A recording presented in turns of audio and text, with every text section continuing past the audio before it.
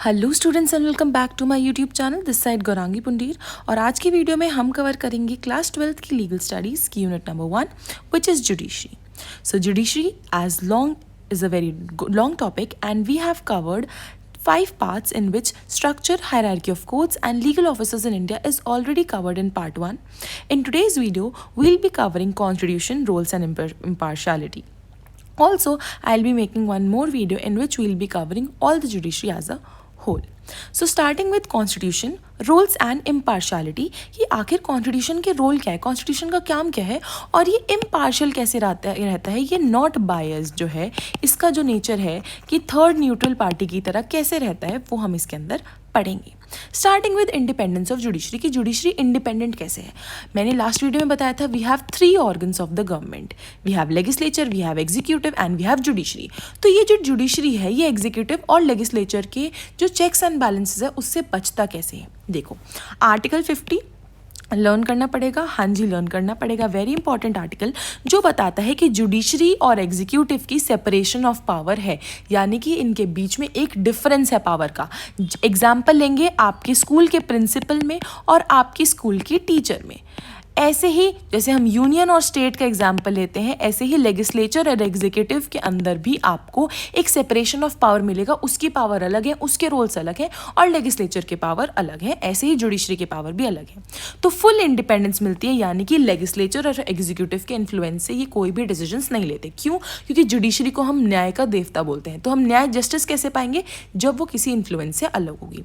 Judiciary also act as the watchdog of democracy, यानी कि जो डेमोक्रेसी है, जो नेशन है इंडिया का डेमोक्रेटिक नेशन है, ये ढंग से चल पा रहा है नहीं चल पा रहा है। It also maintains checks and balances on the government organs. कौन सी गवर्नमेंट ऑर्गन्स की बात कर रहे हैं यहाँ पे हम? जुडिशरी में एग्जीक्यूटिव और लेजिस्लेचर की बात कर रहे हैं, यानी कि जो एग्जीक्यूटिव है आपका, जो परमानेंट एग्जीक्यूटिव होते हैं, पॉलिटिकल एग्जीक्यूटिव होते हैं, वो काम ढंग से कर रहे हैं नहीं कर रहे। जो आपके लेजिस्लेचर है वो लॉज ढंग से बना रही नहीं बना रही, किसी भी जो सिटीजन है उसका फंडामेंटल राइट तो नहीं वायलेट हो रहा है। ये सब चीज़ कौन देखती है? ये सब चीज़ जुडिशरी देखती है। जो आपके सिटीजन्स हैं उनके राइट्स को प्रोटेक्ट करती है, उनके प्रति जो पावर है वो मिसयूज नहीं हो रही है। Judiciary also act as a guardian of fundamental right, जो हमें फंडामेंटल राइट्स मिलते हैं उसका भी वो गार्जियन की तरह एक्ट करती है, उसको वो सेफ गार्ड करती है। साथ ही साथ वो देखते हैं कि अच्छी तरह से गवर्नेंस हो रही है नहीं हो रही है और सोसाइटी के अंदर free and fair society impact कर पा रही है या नहीं कर पा रही है।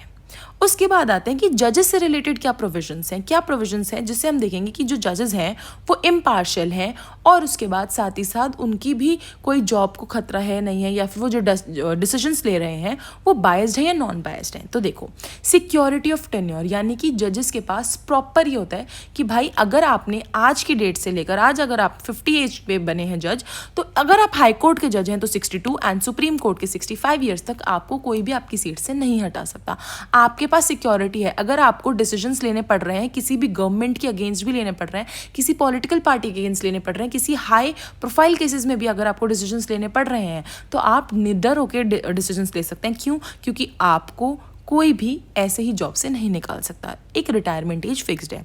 साथ ही साथ जजेस उन सेम कोर्ट के अंदर प्रैक्टिस नहीं कर सकते जहाँ पे वो रिटायर हो जाते हैं। तो इससे क्यों बोला गया है, एक बात बताओ, अगर वो कहीं रिटायर हो जाएंगे तो वहाँ के जजेस से वो ऑलरेडी फेमिलियर होते हैं, तो इसलिए क्या होता है आप डिसीजंस को बायस ना कर पाओ, इसलिए वो रिटायरमेंट के बाद उसी हाई कोर्ट या उसी सुप्रीम कोर्ट के अंदर लॉयर एडवोकेट की प्रैक्टिस नहीं कर सकते।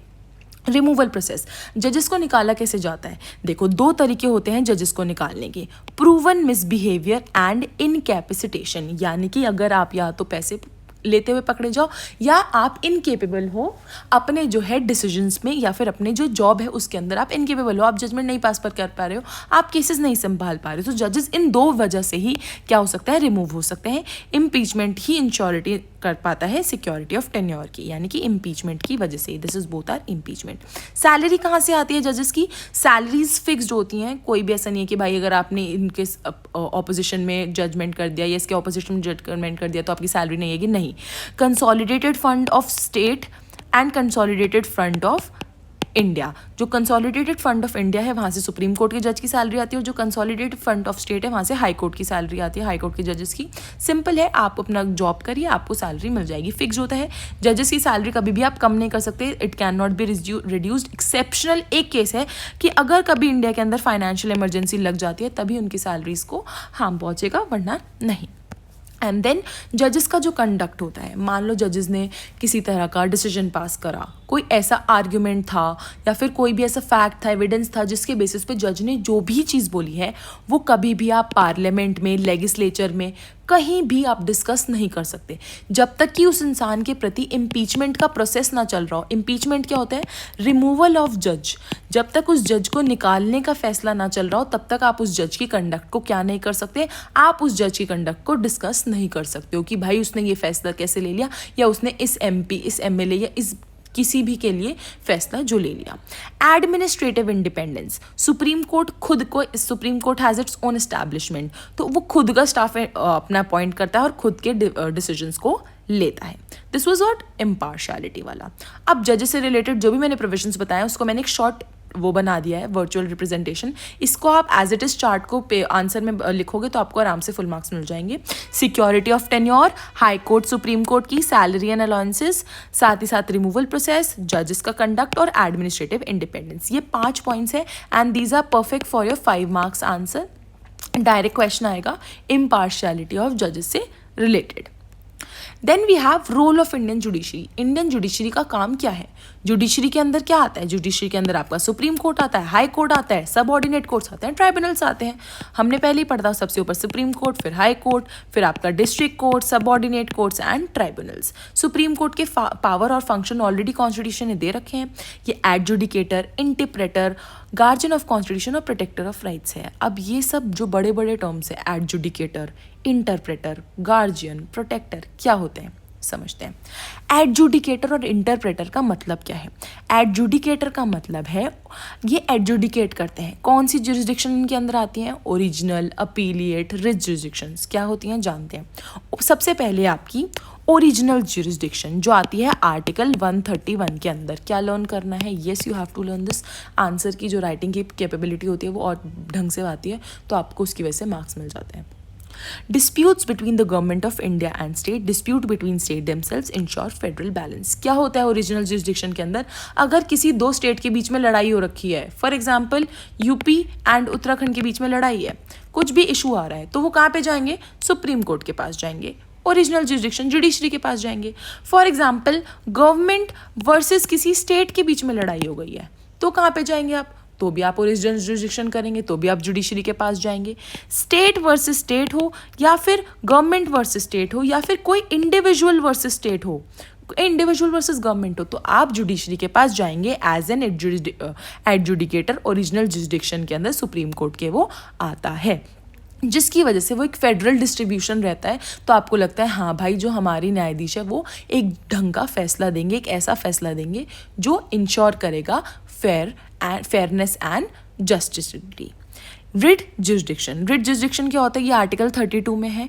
रिट जुरिस्डिक्शन के अंदर एक डायरेक्ट एब्सेंस to supreme court for the enforcement of fundamental rights, यानी कि अगर आपकी किसी भी फंडामेंटल राइट्स का वायलेशन हो रहा है तो आप डायरेक्ट सुप्रीम कोर्ट के पास जा सकते हो।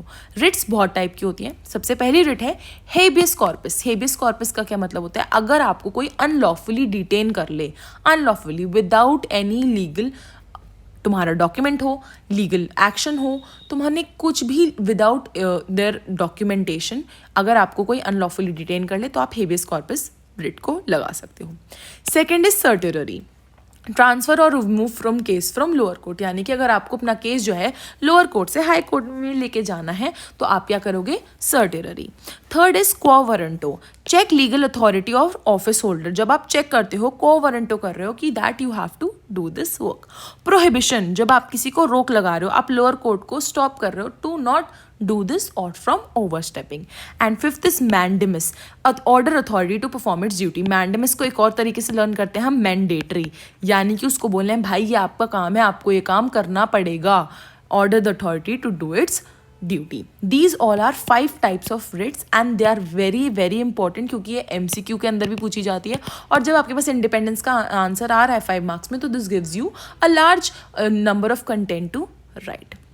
Then we have, after the original and res jurisdiction, we have appellate jurisdiction. Appellate नाम से समझ आ रहा है जब आप अपील कर सकते हो.